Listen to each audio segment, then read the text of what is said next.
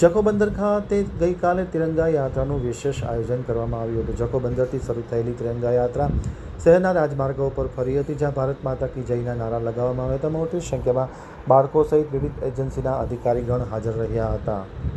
હવે જોઈ નલિયા આમતક ન્યૂઝ બ્યુરોમાંથી હિરેન ગોસ્વામીનો એક વિસ્તૃત અહેવાલ. ગત તારીખ 12ના રોજ જખો બંદર ખાતે તિરંગા યાત્રાનું આયોજન કરવામાં આવ્યું હતું, જેમાં marine police station, marine commando, BSF, coastguard તથા સ્કૂલના બાળકો, ગ્રામ્યજનો મોટી સંખ્યામાં હાજર રહ્યા હતા. સમગ્ર જખો બંદર તિરંગા યાત્રાના માહોલથી દેશભક્તિના રંગમાં રંગાઈ ગયું હતું. તિરંગા યાત્રામાં મરીન કમાન્ડો, DYSP ચૌધરી તેમજ Jakhau marine police inspector Jhala ખાસ ઉપસ્થિત રહ્યા હતા. સ્કૂલના બાળકો માટે અલ્પાહારની વ્યવસ્થા જખો મરીન પોલીસ સ્ટેશન દ્વારા કરવામાં આવી હતી. આ તિરંગા યાત્રા જખો બંદર ખાતેથી શરૂ થઈ હતી. જખોમાં ગામમાં ફરી જ્યાં ભારત માતા કી જયના નારા લગાવવામાં આવ્યા હતા અને ત્યારબાદ ત્યાં સમાપન કરવામાં આવ્યું હતું.